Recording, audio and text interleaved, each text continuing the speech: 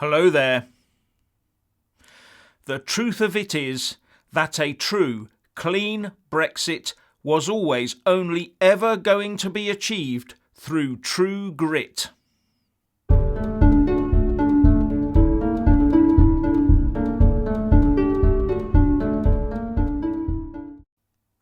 According to analysis by Electoral Calculus, the Conservative Party is on course for a very healthy majority indeed, which could enable Boris Johnson to push virtually any deal through Parliament that he agrees with Brussels. This follows on from the YouGov data I shared with you in my video last night, where Labour was shown to be on course for a real drubbing on December the 12th.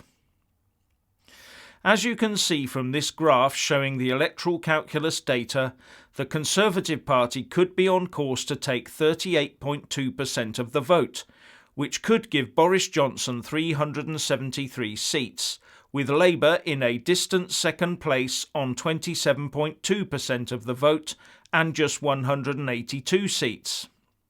Overall, this could give the Prime Minister a 96-seat majority to play with, a far cry from the position his predecessor found herself in when the 2017 general election dust had settled over the rubble of her ambitions. But the big news from this for the Brexiteers is that the Brexit Party, headed up by former UKIP leader Nigel Farage, is expected to win no seats at all. That is despite the predictions that Farage's party could take 10.2% of the vote. That means that pollsters regard the Farage electoral threat as currently non-existent.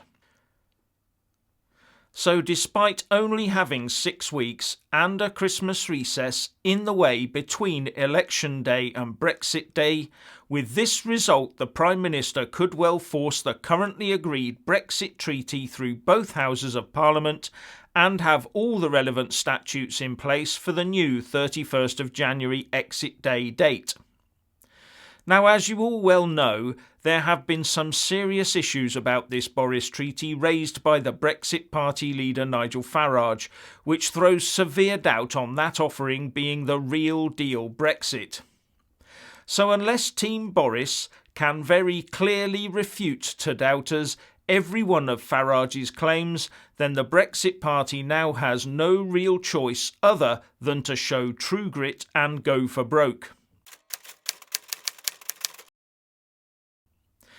Now, many will point to research by those such as Professor Matthew Goodwin, writing in Brexit Central, that shows that it would only take a 6-point swing to take any Boris Johnson government out of the comfortable majority into the horrors of another hung parliament.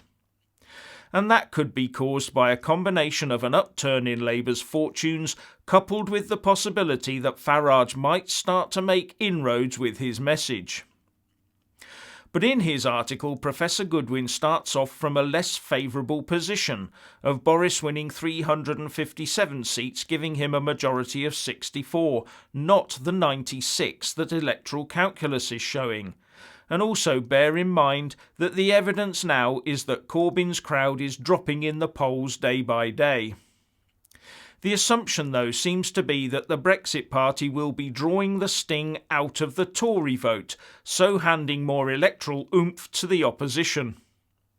But if Farage is right, and he is more likely to sap the opposition vote, then it may well bolster the Tory position. And if Farage stuck to his guns, then at least he and his Brexit Party candidates will have fought for what they truly believe.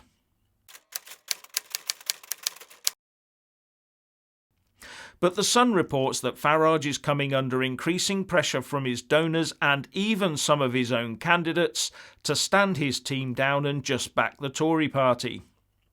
And as I say, the main argument at present seems to be the old one of if you don't vote blue, you'll get a red Marxist in power or some ragtag bunch of pro-EU lefties.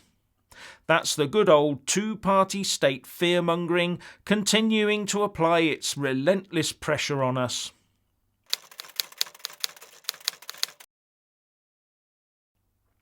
But if the choice we're really being offered is between a full-blown red Marxist who will end up keeping us in the EU, or a tepid, half-baked or even non-existent blue Brexit that could end up reeling us back into the bloc, then I fail to see what choice Farage really has here, other than to continue the quest that he has been on for over 2 decades.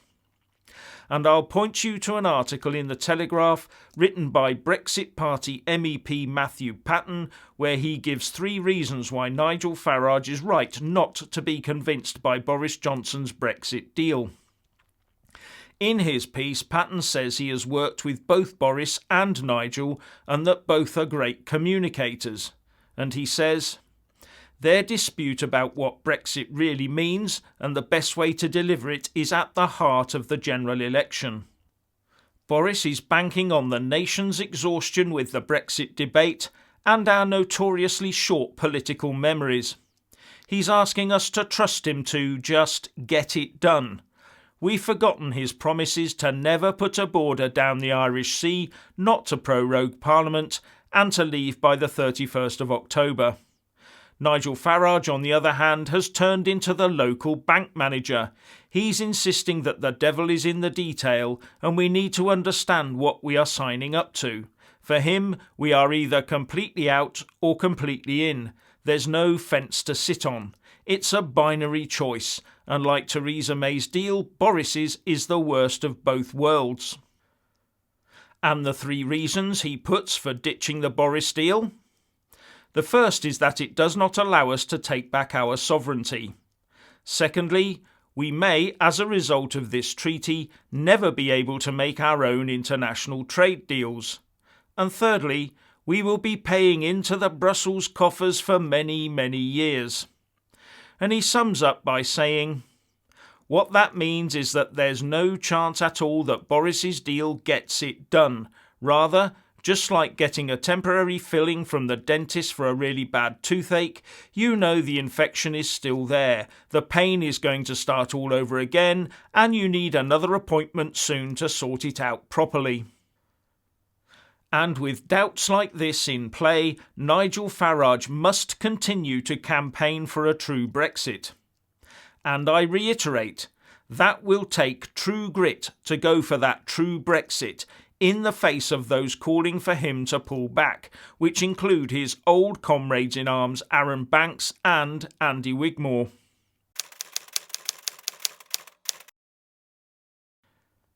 It seems that the Labour Party is already drawing up some secret plans to replace Jeremy Corbyn. This plan would involve having 2 leaders.